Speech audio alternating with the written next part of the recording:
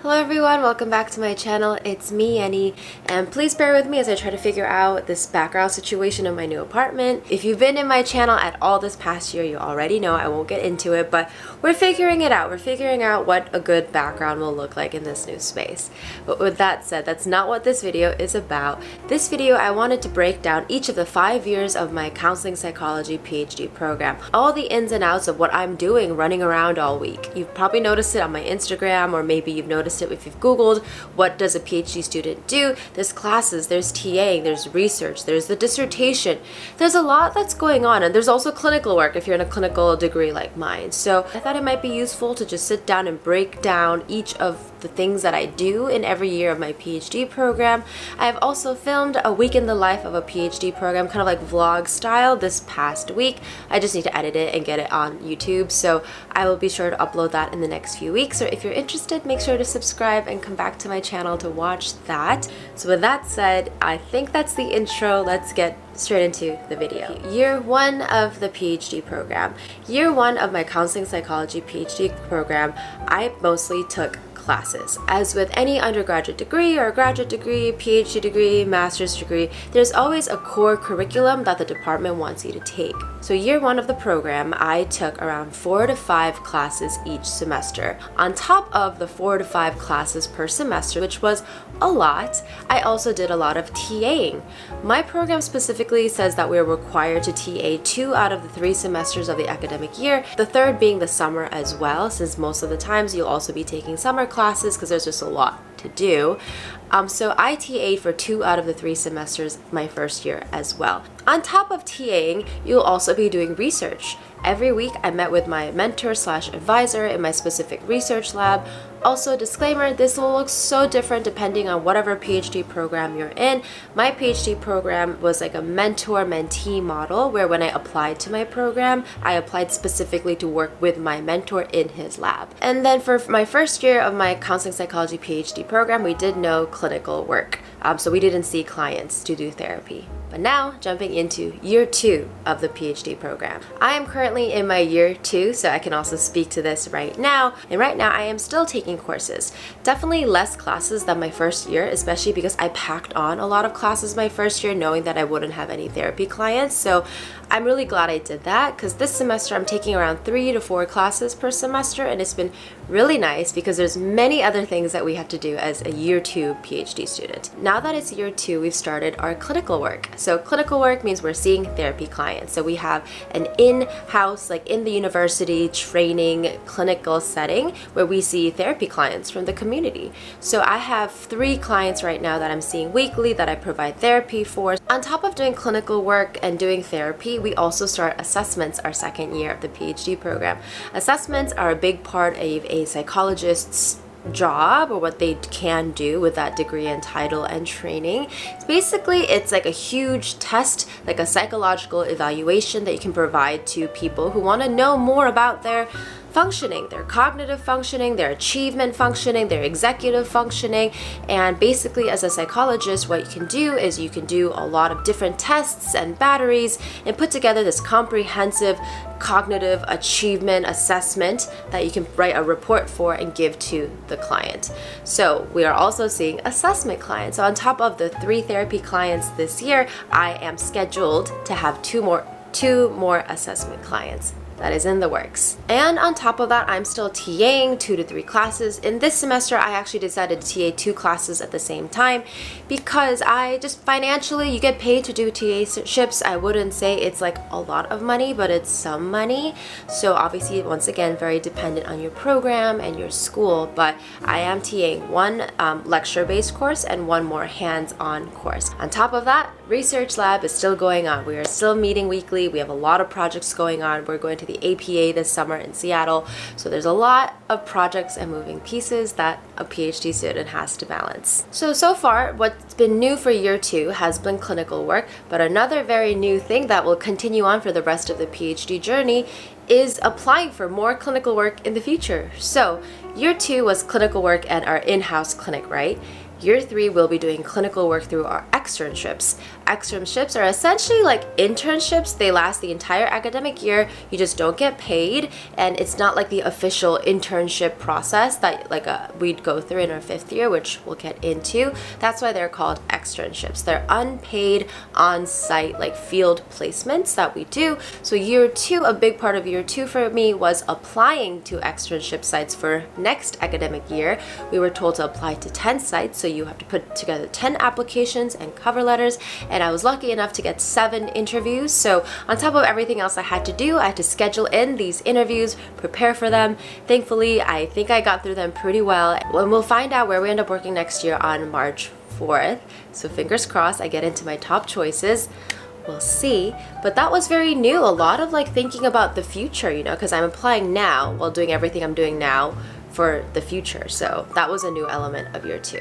Year 3 of the PhD program, externship. That is the main biggest part of year 3. It'll be at your field placement, whether it's at a school counseling center, whether it's at a hospital, whether it's at a community clinic. We'll be spending 16 to 20 hours every week at our externship sites. On top of that, finishing up whatever core classes you might not have finished up before, maybe taking some electives that you might have had interest in, since there's finally potentially some space in your schedule to take some electives that are not part of your core classes.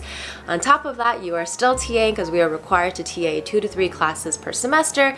So we're doing that. And on top of that, we're still doing research, supporting our professors with research projects that are still going on in our lab. And then you think that's done. No, year 3 is another doozy. It's supposed to be easier than year 2. So that is my light at the end of the tunnel, because year 2 has been so much balancing. It's been a lot. But as I said, year 3, on top of that, you're also taking your comprehensive exams. So comps are a big part of any kind of PhD program from what I've noticed and seen thus far. So comps is going to be like a week-long examination where all of the core classes we took in our first 2 / a little bit of the 3rd year come together, and we write a bunch of essays, and we pass, fail, and most students pass. It's really just putting in the effort and the work, making sure to take it seriously. So year 3 we'll be taking comps, and as well what we'll be doing in year 3 is applying for externship round 2. So first year was no clinical work, right? Second year was clinical work at our in-house clinic. 3rd year is externship 1. 4th year, we do another round of externships. So it's the same process, we just apply to work at a different site to get an understanding of what being a psychologist will feel like in different settings. So on top of everything else, comps, classes, externship 1, research, TAing, you will also be applying for externship round 2. But thankfully by year 3, you've already experienced going through the externship, applying, interviewing, matching process already, so it's not new. And now, year 4 of the PhD program. Okay, here we are, year 4, right? We are at externship site 2. Remember we applied for it the year before? Yes, now we are at year 2, and at year 2 of the externship experience, you're allowed to get more hours. So a lot of the accumulation of the clinical hours is to help us to take our licensing exam at the end of this whole journey to become full-fledged psychologists. So all of these clinical sites, it might feel tedious, but it's really, really important that we get a lot of those face-to-face hours that are clinical and direct, and we document them so that we can become psychologists at the end of this journey. And on top of that, at this point, you probably won't be taking any classes unless you want to, but then also funding is really important in the PhD journey. Unless there's some like scholarship bucket, I would have to pay out of pocket for those classes, and I'm not planning to do that. So most students do not take classes at year 4.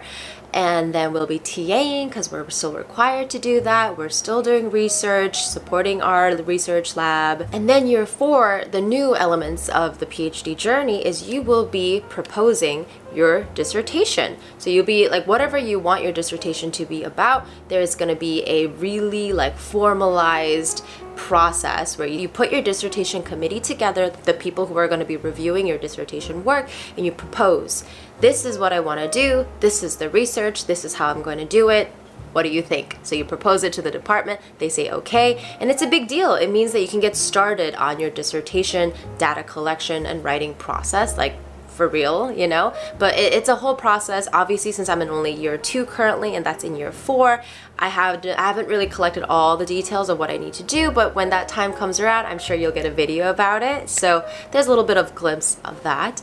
But however, at year 4, not only are you doing all of that, you're also going to be applying for internships. I mentioned internship before. Internship happens in year 5.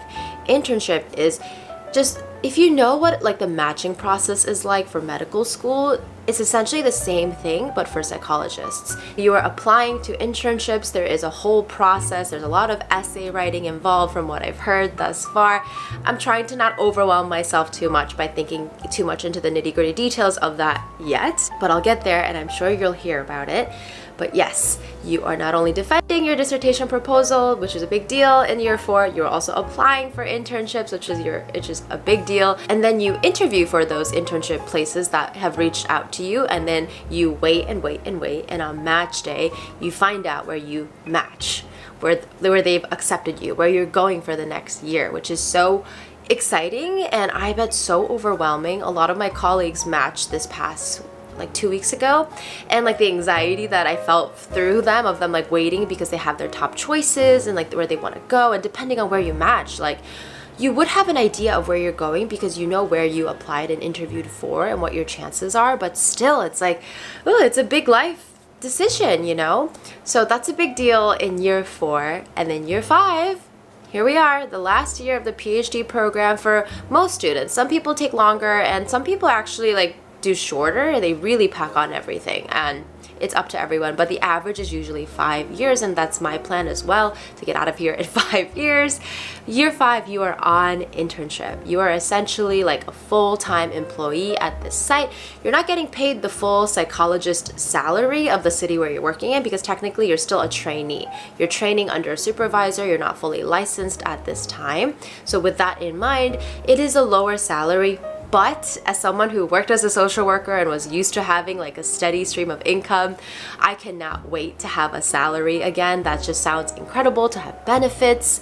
I'm excited for that. Yes, but year 5 is you're on internship, you're working hard, you're part of that hospital or clinic or school system, doing what you're doing for your clients there, and also writing your dissertation. That's a big part. You're obviously not taking classes at this point, you're not TAing at this point. You can support your research team if you'd like, but it's not really expected, at least in my program, because when you're on internship, like you could be in like California or like in Hawaii, and to try to coordinate like research projects when you're over there, you're really just focusing on your career at that point. So it is internship as well as writing your dissertation. You are writing, finishing up, doing interviews if you're doing like qualitative studies, writing it up, and then before you can actually graduate, you get a data hearing where you meet with your dissertation committee. They go over, okay, so what's the data you collected? How have you analyzed them? What are results that you're seeing? Okay, things are looking good. And once you get your okay, you can finally defend your dissertation at year 5.